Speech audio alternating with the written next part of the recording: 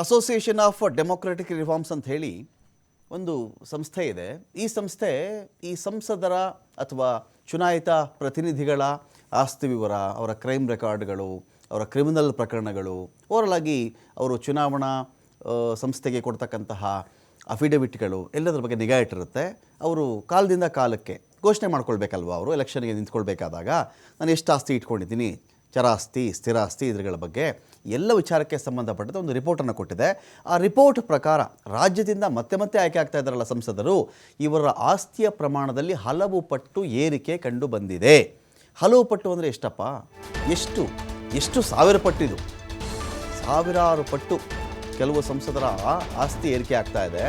ಒಂದು 5 ಜನ ಸಂಸದರಂತೂ ನಮ್ಮ ಕರ್ನಾಟಕದಲ್ಲಿ 5 ವರ್ಷಗಳಲ್ಲಿ ಒಂದೇ ಒಂದು ಕ್ವಶನ್ ಕೇಳ್ದಿರುವಂತಹ ಮಹಾನ್ ಸಂಸದರು ಇದ್ದಾರೆ ನಮ್ಮಲ್ಲಿ. ಅವ್ರನ್ನ ಆಚೆ ಬಂದಾಗ ಮಾತಾಡ್ಸಿ, ನೀವು ಲೋಗೋಕ್ಕೆ ಮೈಕ್ ಇಟ್ಬಿಡಿ. ಅವ್ರಿಗೆ ಏನು ವೀರ, ಶೂರ, ಸಿಂಹ, ಹುಲಿ ಎಲ್ಲ ಮಾತಾಡ್ತಾ ಇರ್ತಾರೆ ಅವ್ರ ಬಗ್ಗೆ. ಪಾರ್ಲಿಮೆಂಟಲ್ಲಿ ಮಾತಾಡ್ರಯ್ಯ ಅಂದರೆ ಒಂದೇನು ಪ್ರಶ್ನೆ ಕೇಳಲ್ಲ ಅವರು. ಇರಲಿ, ರಾಜ್ಯದ 6 ಸಂಸದರ ಸಂಪತ್ತಿನ ಲೋಕ ಏನಾದರೂ ನೀವು ಕೇಳಿಬಿಟ್ರೆ ಬೆಚ್ಚಿ ಬಿದ್ದುಬಿಡ್ತೀರಾ ನೀವು. ಕೇವಲ 6 ಸಂಸದರ ಆಸ್ತಿ, ಬರೀ 6 ಜನದ್ದು ಮಾತ್ರ ನಿಮ್ಮ ಮುಂದೆ ಇಡ್ತಾ ಇದ್ದೀವಿ ನಾವು. ಇದ್ರದ್ದು ಕೇಳಿದ್ರೇ ಗಾಬರಿ ಆಗುವಂತೆ ಇದೆ. 6 ಸಂಸದರ ಆಸ್ತಿ 15 ವರ್ಷಗಳ ಹಿಂದೆ 35 ಕೋಟಿ ರೂಪಾಯಿ ಇತ್ತು. ಆದರೆ ಮತ್ತೆ ಮತ್ತೆ ಆಯ್ಕೆ ಆಗ್ತಾ ಇದ್ದಾರಲ್ಲ ಈ 6 MP ಗಳು, ಇವತ್ತು 402 ಕೋಟಿ. 15 ವರ್ಷಗಳ ಹಿಂದೆ 35 ಕೋಟಿ ಇವ್ರದ್ದು, ಇವತ್ತು ಚೆಕ್ ಮಾಡಿಕೊಂಡಾಗ 402 ಕೋಟಿ 6 MP ಗಳು. ಅಷ್ಟು ಜನದ್ದು ಈ ಪ್ರಮಾಣದಲ್ಲಿ ಏರಿಕೆ ಆಗಿದೆ. 35 ಕೋಟಿ ಇದ್ದಿದ್ದು 402 ಕೋಟಿ ಆಗಿದೆ 6 ಜನ MP ಗಳದ್ದು. ಅಸೋಸಿಯೇಷನ್ ಫಾರ್ ಡೆಮೊಕ್ರೆಟಿಕ್ ರಿಫಾರ್ಮ್ಸ್, ಪ್ರಜಾಸತ್ತಾತ್ಮಕ ಸುಧಾರಣೆಗಳ ಸಂಘ, ಸಂಸ್ಥೆ, ಒಕ್ಕೂಟ, ಕರ್ಕೊಳ್ಳಿ ಏನು ಬೇಕಾದರೂ, ಇದರ ವರದಿಯಲ್ಲಿ ಬಹಿರಂಗ ಆಗಿರುವಂಥ ವಿಚಾರ ಇದೆ. TV5ನಲ್ಲಿ ಈ ಪುನರಾಯ್ಕೆ ಆಗ್ತಾ ಇದ್ದಾರಲ್ಲ ಸಂಸದರು, ಇವರ ಸಂಪತ್ತಿನ ಕೋಟೆ, ಸಂಪತ್ತಿನ ಟೋಟಲ್ ಆಗಿ ಎಷ್ಟಿದೆ ಇವ್ರದ್ದು ಅಂತ ಹೇಳಿ ಅದನ್ನು ಅನಾವರಣ ಮಾಡ್ತಾ ಇದ್ದೀವಿ ನಾವು. ಸಂಸದರೇ ಕೊಟ್ಟಿರ್ತಕ್ಕಂಥ ಅಫಿಡವಿಟ್ ಇದು. ಚುನಾವಣೆ ಆಗಿ ಕೊಡಬೇಕಲ್ರಿ ಇವರು ಎಲೆಕ್ಷನ್ಗೆ ಕಂಟೆಸ್ಟ್ ಮಾಡಬೇಕಾದಾಗ. ಆಸ್ತಿ ಎಷ್ಟಿದೆ, ಸಾಲ ಎಷ್ಟಿದೆ, ಚಿನ್ನ ಎಷ್ಟಿದೆ, ವಾಹನಗಳ ಕಥೆ ಏನಾಗಿದೆ, ಮನೆ ಕಥೆ ಏನು, ಅವ್ರ ಹೆಸರಲ್ಲಿ ಏನೇನಿದೆ, ಬಿಸ್ನೆಸ್ ಇನ್ವೆಸ್ಟ್ಮೆಂಟ್ಸ್ ಇದೆಯಾ, ಪ್ರತಿಯೊಂದು ಈ ಥರದವರು ಹೇಳಬೇಕಾಗತ್ತೆ ಚುನಾವಣಾ ಆಯೋಗಕ್ಕೆ. ಆ ರೀತಿಯ ಅಫಿಡವಿಟ್ ಇರುತ್ತಲ್ಲ, ಅಫಿಡವಿಟ್ ಆಧಾರದ ಮೇಲೇ ADR ಈ ರಿಪೋರ್ಟನ್ನು ಸಿದ್ಧ ಮಾಡಿದೆ. 2004ರಿಂದ 2019, ಸುಮಾರು 15 ವರ್ಷಗಳು, 15 ವರ್ಷ, 3 ಟರ್ಮ್ ಅಂದ್ಕೊಳ್ಳೋಣ ನಾವು, 3 ಟರ್ಮು, 15 ವರ್ಷಗಳಲ್ಲಿ 23 ಸಂಸದರು ಮತ್ತೆ ಆಯ್ಕೆಯಾಗಿದ್ದಾರೆ. ಇವರ ಆಸ್ತಿ ಪ್ರಮಾಣ ಗಾಬರಿ ಹುಟ್ಟಿಸೋ ರೀತಿಯಲ್ಲಿ ಏರಿಕೆ ಆಗಿದೆ ಅಂತ. ಯಾರ್ಯಾರು? ರಮೇಶ್ ಜಿಗಜಿಣಗಿ, ವಿಜಯಪುರದ MP. 2004ರಲ್ಲಿ ಇದೇ ಜಿಗಜಿಣಗಿ 54,80,000 ಅನೌನ್ಸ್ ಮಾಡ್ಕೊಂಡಿದ್ರು. ಆಯಿತಾ? ಎಷ್ಟು ಹೇಳಿ? 54,80,000 2004ರಲ್ಲಿ ರಮೇಶ್ ಜಿಗಜಿಣಗಿಯವರ ಆಸ್ತಿ ಕಥೆ ಬರೀ 54,80,000 ರೂಪಾಯಿ ಇತ್ತು ಇವ್ರದ್ದು. 2009ಕ್ಕೆ ಇವ್ರದ್ದು ಏನಾಗುತ್ತೆ, 1,17,00,000 ಬರುತ್ತೆ. 54 ಲಕ್ಷದಿಂದ ಆಲ್ಮೋಸ್ಟ್ ಡಬಲ್ ಆಗುತ್ತೆ. 5 ವರ್ಷಗಳಲ್ಲಿ ಡಬಲ್ ಆಗಿದೆ. 1,17,00,000 ಆಗುತ್ತೆ. 2014ರಲ್ಲಿ 8,94,00,000 ಆಗಿಬಿಡುತ್ತೆ ನೋಡಿ.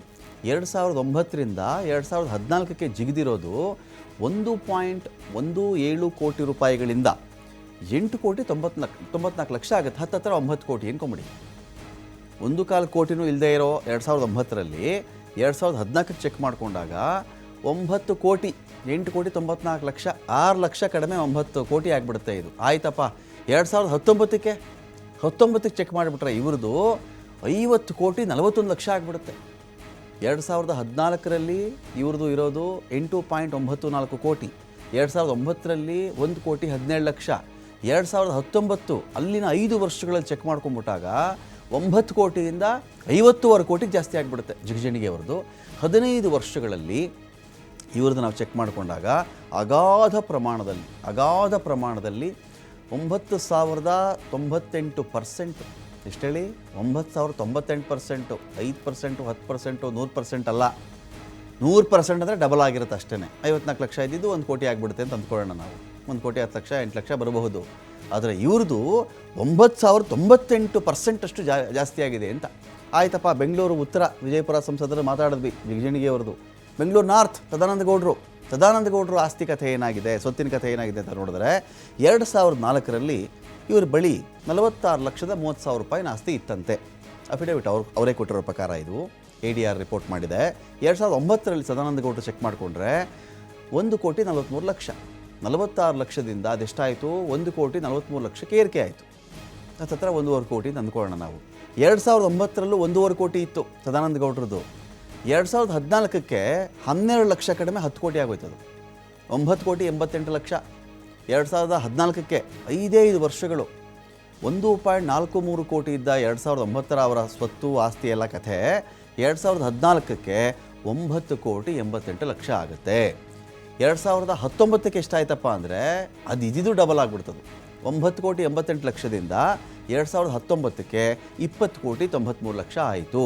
15 ವರ್ಷಗಳಲ್ಲಿ ಸದಾನಂದ ಗೌಡ್ರದ್ದು ಏರಿಕೆ ಆಗಿರೋ ಪ್ರಮಾಣ 4,413%. ಎಷ್ಟು ಹೇಳಿ, 1000% ಅಳಿತಿರೋದು ನಾವಿಲ್ಲಿ. ಗಾಬರಿ ಆಗಿಬಿಡುತ್ತೆ ನಮಗಿದು. 1000 ಅಂದರೆ ಎಷ್ಟಾಯ್ತಪ್ಪ ಅಂತ. ಬರೀ 15 ವರ್ಷಗಳಲ್ಲಿ 3 ಎಲೆಕ್ಷನ್ ಮುಗಿಯುವಷ್ಟರಲ್ಲಿ ಸದಾನಂದ ಗೌಡ್ರದ್ದು 4,413% ಅಷ್ಟು ಅವರ ಸ್ವತ್ತು ಆಸ್ತಿ ಏರಿಕೆ ಆಗಿದೆ ಅಂತ ಆಯಿತು. ಬೆಂಗಳೂರು ಉತ್ತರ ಸಂಸದರದ ಕತೆ ಕೇಳಿದ್ವಿ.